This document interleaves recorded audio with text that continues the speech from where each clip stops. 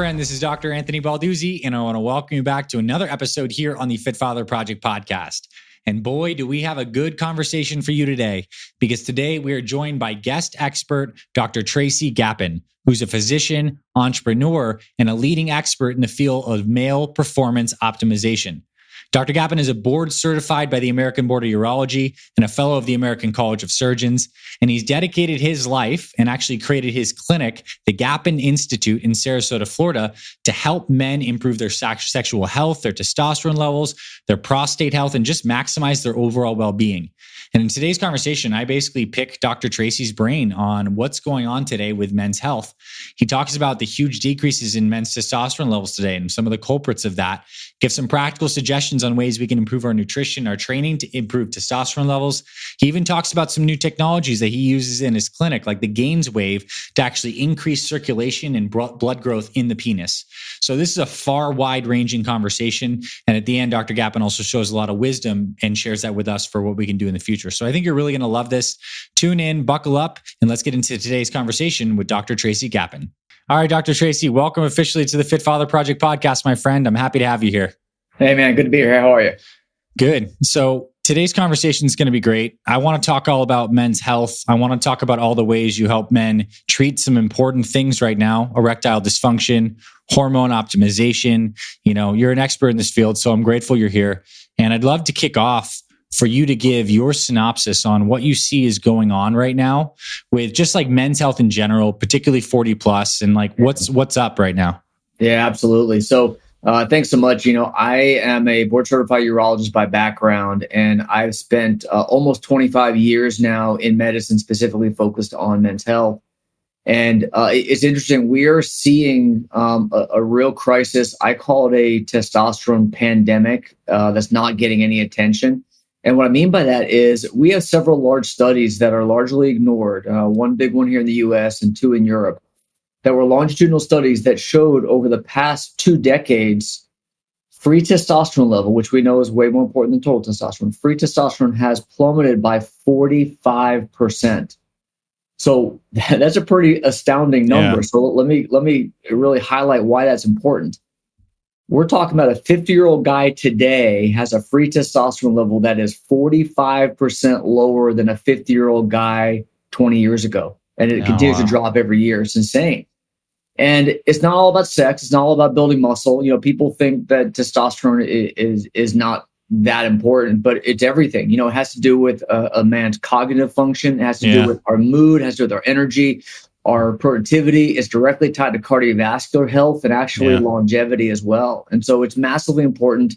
And I think this is really a crisis that's not getting any attention. For sure. I mean, astounding what you just shared there, for sure. A 45% drop in the free active hormone that can bind to the receptors and lead to all the different gene expression from that. Like, that is nuts. Yeah. Okay, so why? Next why question. Why?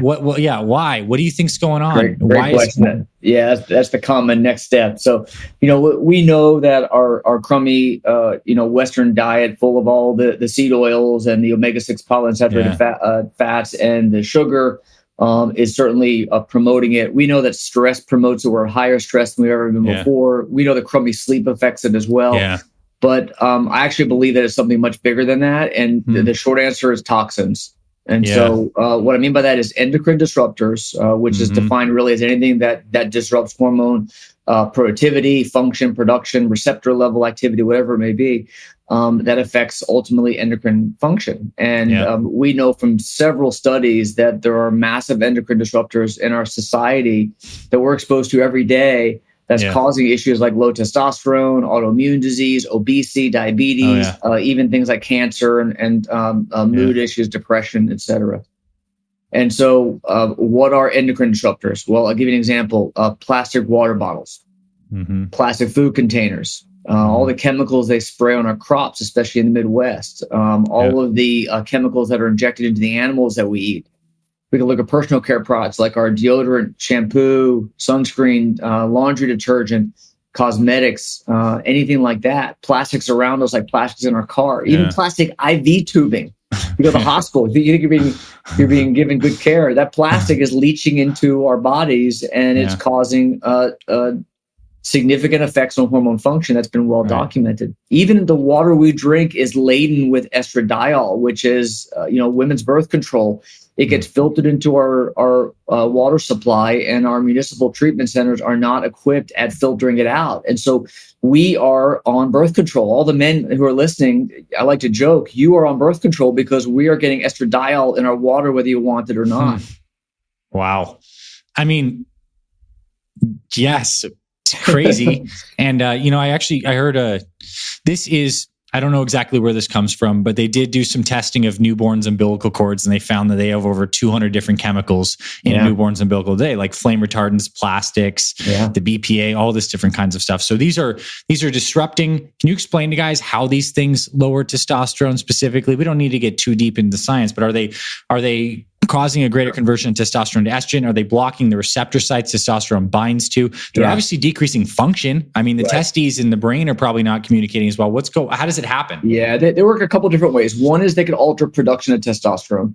One is they can block testosterone from binding to the androgen receptor. And when they do that, they act like an estrogen, basically.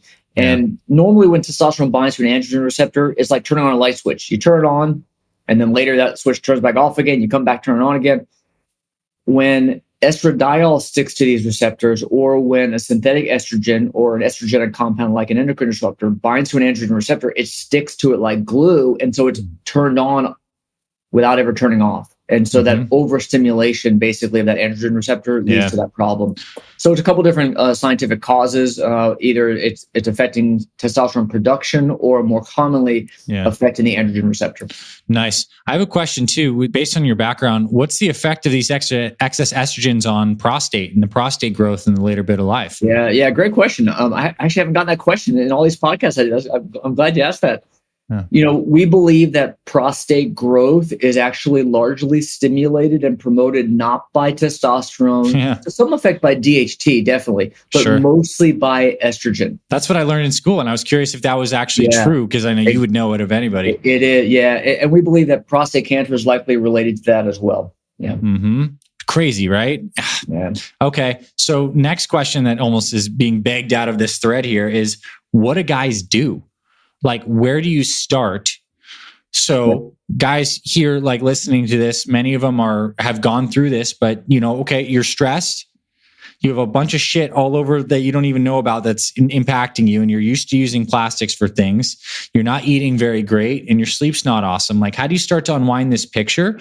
Like, when people come to you directly for help, how do you guide them through the best first steps? Absolutely. So I have actually created a program around this. And the key is that we are complex organisms. We are a complex network of systems that all come together that intricately interact with each other. And so when we try to simplify it, like all these T clinics at every corner now, it seems, here's a shot of testosterone. You're not fixing anything. That's not solving the problem. That's just giving you a quick little Band-Aid for the next 10 days, and then it's going to drift back down. And that's not really identifying the cause either. And so this is where I talk about what's referred to as a systems approach to health. And what that means is you have to look at all the underlying processes. Inflammation is probably one of the most significant, profound causes of aging and our health issues, cardiovascular disease and low testosterone and obesity and so on. Insulin resistance, I'm sure we'll talk about sexual function at some point today. Yeah.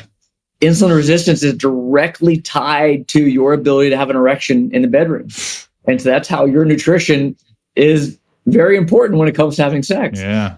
People look at things like oxidative stress. Oxidative stress is basically when your body is overrun with toxins, like the toxins we were just talking about, and your body's not equipped to handle it, not equipped to detoxify itself. If you have bad gut health, for example. Yeah. And then catabolic physiology. If your hormones are off, if you're in a high cortisol state, it's crushing testosterone, crushing thyroid, crushing growth hormone, and all that leads to a catabolic state where you're breaking down not just your muscle, but the lining of your gut. And that's where everything starts and ends, is the lining of your gut.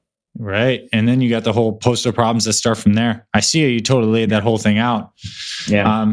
It's challenging. I mean, but it goes to show too, I think this is probably the transition into erectile dysfunction right now, because I think many guys think of their penis as a like discrete entity that's not connected to their whole circulatory system. And from what you were sharing there, right, based on maybe blood pressure changes, what's floating in the blood? Are there tons of triglycerides floating in the blood? Are you insulin resistant? There's lots of sugar. How does this whole process of just being unhealthy have an impact on erections? And then what can guys do both with lifestyle stuff and other treatments to improve their erections with age? Yeah. So I think it's important to recognize that when we look at sexual function or lack thereof, it is a symptom. So erectile dysfunction is not a diagnosis or a problem in and of itself. It's a symptom of an underlying problem, namely one of the ones we just talked about. And I'll explain why. An erection is nothing more, as we know, as just increased blood flow to the penis. That's simply all it is. Engorgement of blood in the penis. And that's basically what happens. But how does that happen? And here's the key. The key is you have blood vessels, arteries that bring blood in the penis, and they dilate. They get wider, bigger, increased diameter so that more blood can rush in, and that blood then gets trapped in the penis to create an erection.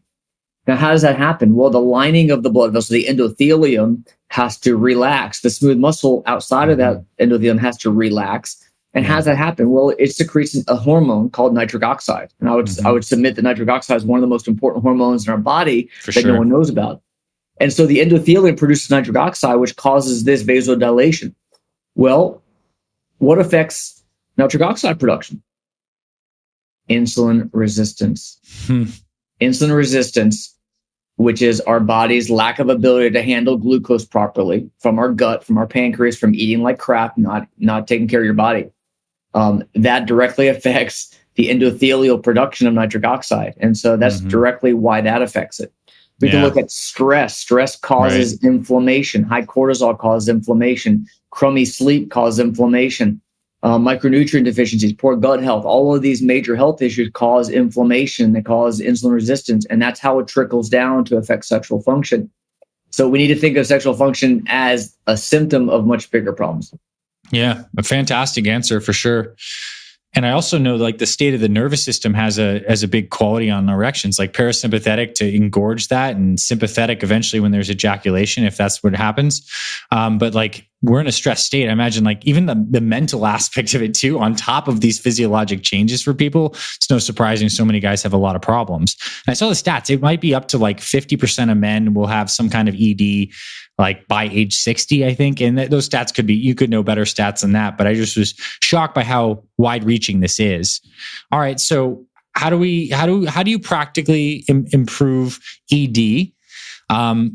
I want a little bit of lifestyle changes in whatever you'd suggest, and maybe some supplementation, but I also want to talk about what you use with GAINSWave, because I think that's an important technology application here. And I want to make sure people know about that as well. Absolutely. Yeah. And I do think, I love what you just said. I do think it's important just to touch back on that for just a moment. The psychological parts of ED is something that I think is worth just pointing out, that it's a super common problem, and that a lot of guys may have some vascular insufficiency, some nervous issues, some testosterone hormone issues, whatever.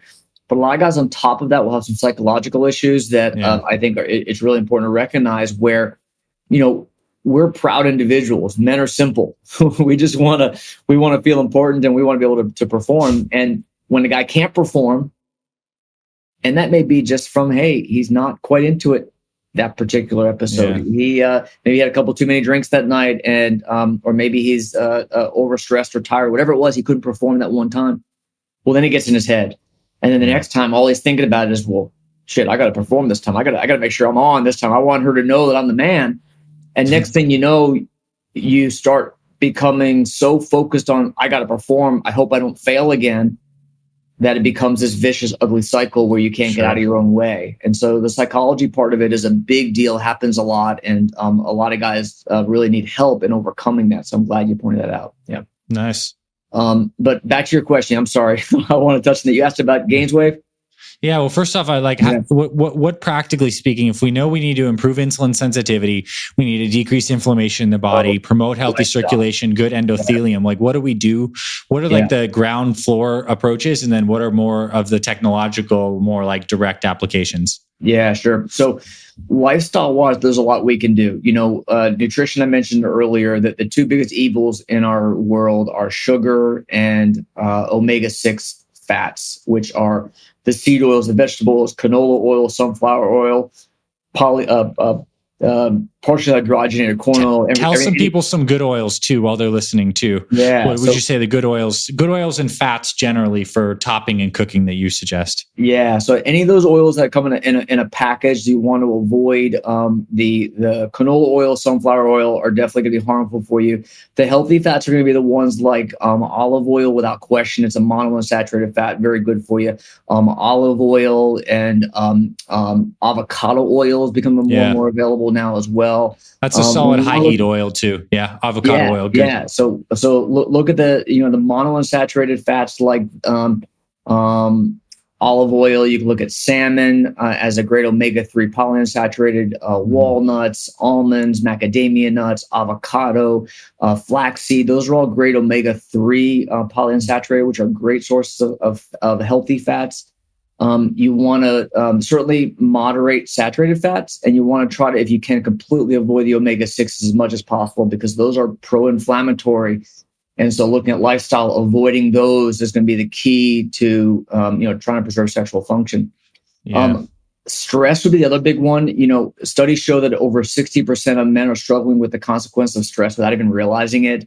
Promotes inflammation. It causes weight gain. It causes issues with sleep. And sleep begets poor sleep. Sleep raises cortisol, which crushes your sleep, and it becomes an ugly cycle. And so that's a really big part of it as well. Getting outside in the morning is a great hack that I can't recommend enough. It helps lower cortisol. It helps with melatonin production at night. Yeah. And so grounding is great for that as well. Obviously, regular exercise. Everyone's going to tell you eat more vegetables, exercise more. That goes without question. Exercise is something that I think is really important to highlight. A lot of guys like to do cardio, and when we're looking at boosting testosterone, boosting sexual function, cardio is not where it's at. It's the strength training. It's the interval training. It's the heavy stuff, move heavy stuff, lift heavy stuff. If you're running on a treadmill for an hour, you're doing the wrong thing.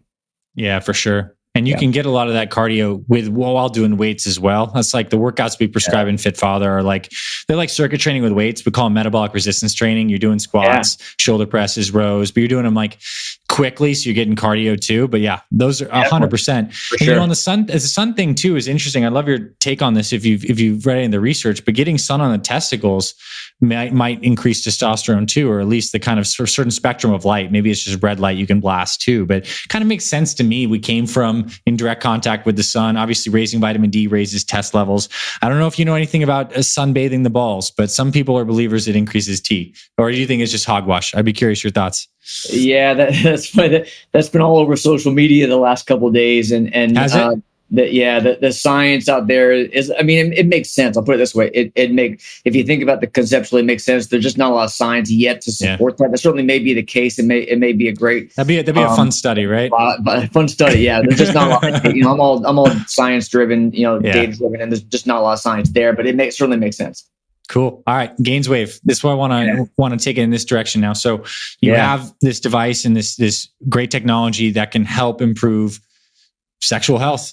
Yeah. And so to tell us about it, tell us about some of the results you see, and let's get into that for the next few minutes. Yeah, sure. So they found, incidentally, that shockwave therapy, which is what I've used for kidney stones for 20 plus years, shockwave therapy had this amazing effect when they looked in the lab. It actually promoted a process called angiogenesis, which means creating new blood vessels, laying the foundation for new blood flow.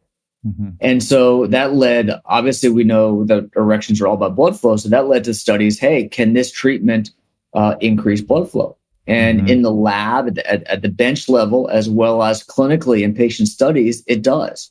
Low intensity shockwave therapy does improve blood flow to the penis quantitatively as well as qualitatively by patient survey, and long-term studies have shown great outcomes with it. Nice. And so the low-intensity shockwave therapy is a great treatment for regenerating, repairing, recovering normal, healthy sexual function by improving blood flow. I think it's important to point out that there are 4 general causes, if you will, of erectile dysfunction. One is poor blood flow, which we've been talking about mostly here today. One is hormones. Testosterone is the most common one we're aware of. One would be nerves, so neuropathies, nerve injury from surgery, pelvic trauma, that kind of stuff. And then psychological. which we touched on earlier as well.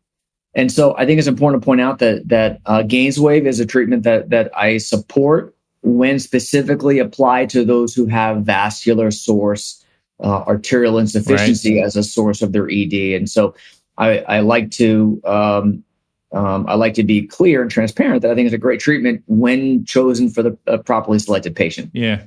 Yeah, that's a great answer. Yeah. And so are the waves it's putting out, is it kind of like an ultrasound? Is it an ultrasound? Like what is it emitting? And I'm sure there's some special sauce to it that makes it different than it's actually almost like a jackhammer emitting sound waves, if you will.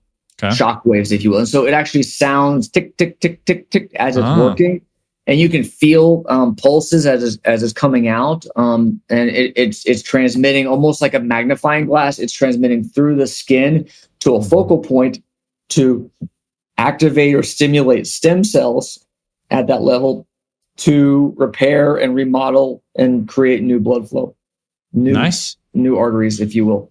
All right. That's cool. And so if a guy is interested in pursuing this, he thinks I have the type of ED that is driven by poor circulation. I've tried to do some stuff, but I think this could help me.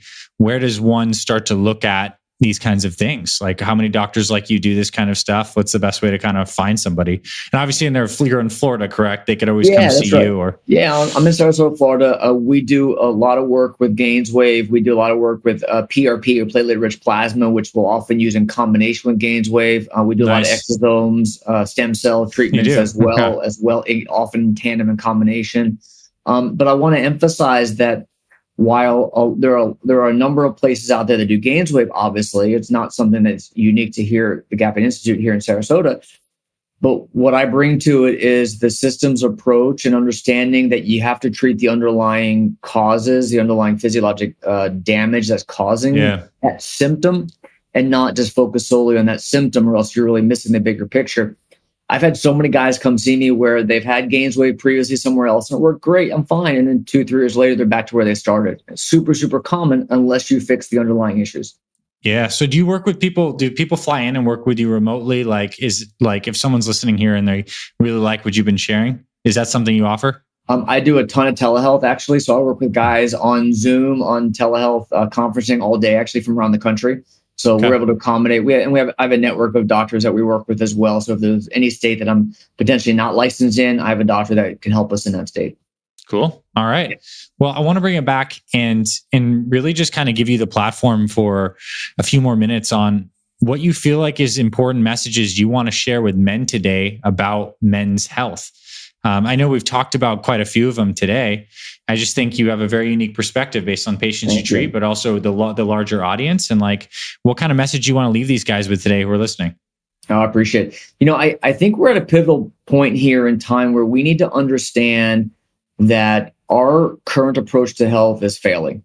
We have disease model medicine here in the US where we're focused on treating your symptoms, stamping out disease or illness, just to get you back to some crummy baseline, some crummy neutral. Yeah. And what I focus on is a new area, literally a new area of medicine that I'm creating called high performance medicine.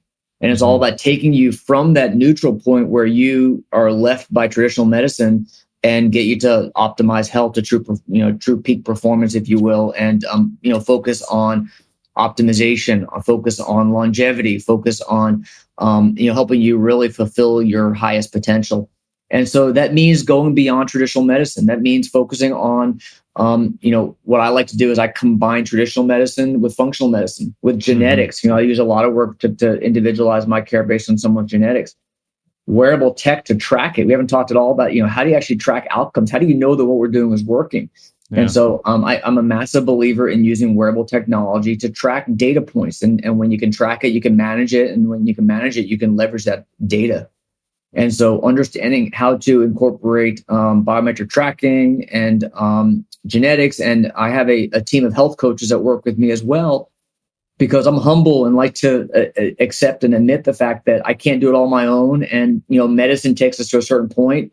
A lot of it comes down to accountability and can I get you to make the lifestyle changes that you have to make at home? I can't be with you holding your hand all day. And so my team of health coaches, functional medicine trained health coaches, will work with my clients also remotely. So they can hopefully provide some guidance and accountability. And I tell you what, Doc, it's putting all those pieces together that not a lot of people out there are doing, but I think it's so important. And that's how we're going to really transform men's health.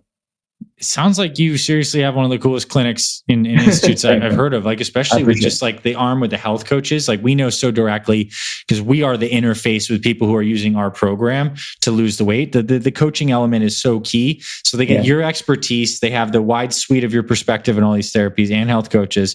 It's no wonder you're helping so many people be successful. And I'm glad you're out there being a champion for men's health from a very scientific yet approachable perspective. It's really cool to see you bringing your data driven, but also seeing the future. And I guess you did tease this a little bit. And I think, we have a few more minutes. I would like you to talk a little bit more about some testing, because I think testing and data tracking is important. And you do a lot of that. Yeah.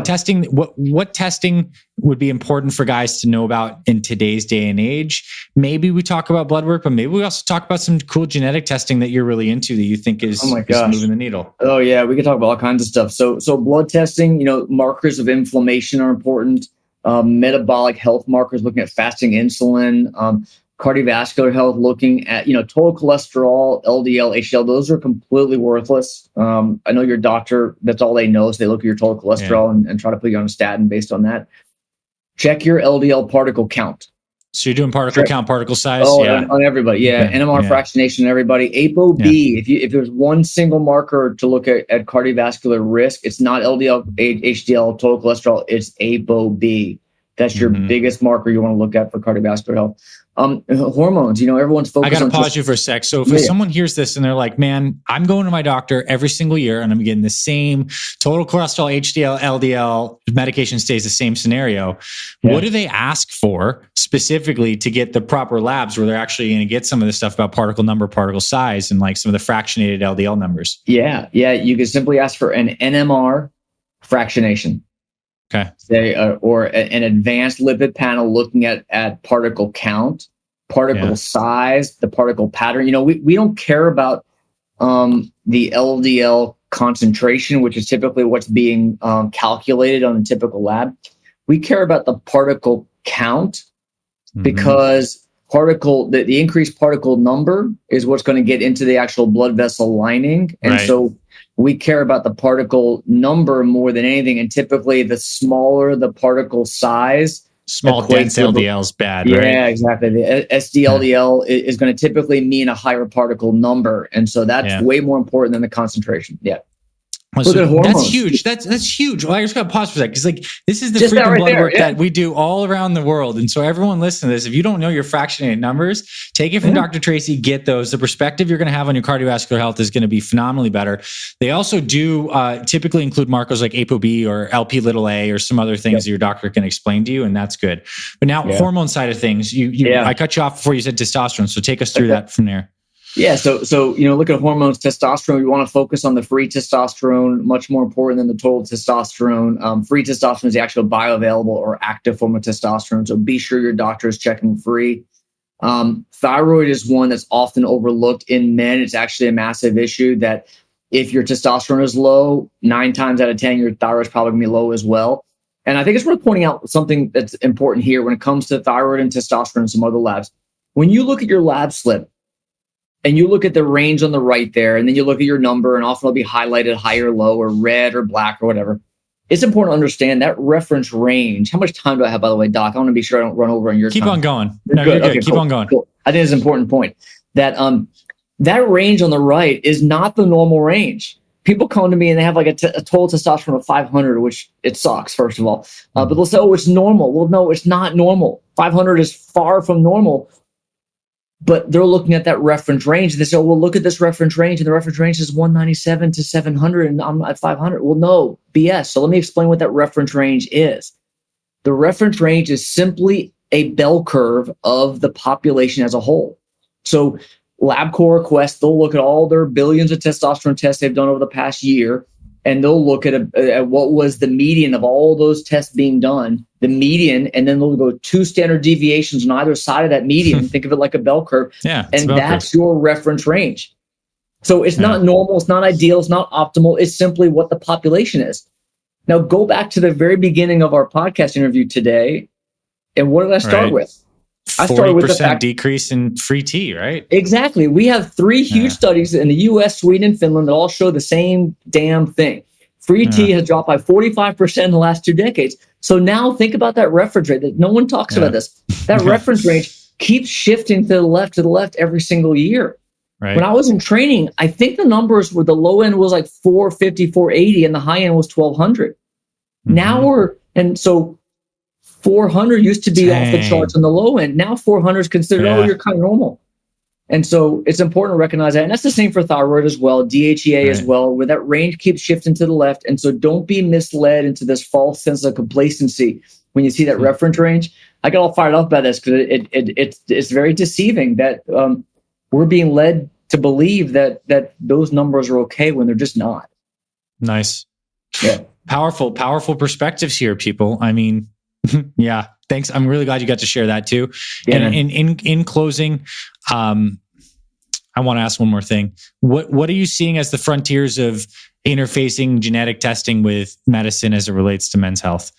Like, what's going on with some of the genetic testing, or what do you believe is important, and what are we going to see more of now? Because I think if people go to an advanced functional medical doctor like you, like they get this suite of care. Most people are probably not going to see this suite of care for many years, but it likely will come.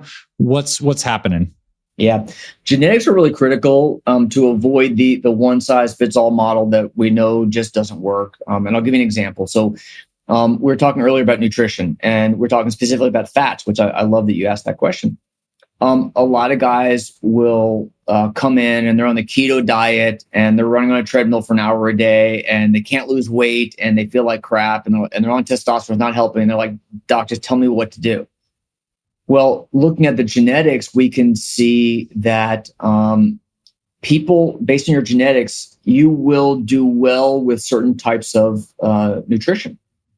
So we can look at genes specifically, like the PLIN1 gene is a gene related to carbohydrate metabolism. And there's actually about 15 that go into an algorithm, but that's probably the most impactful one.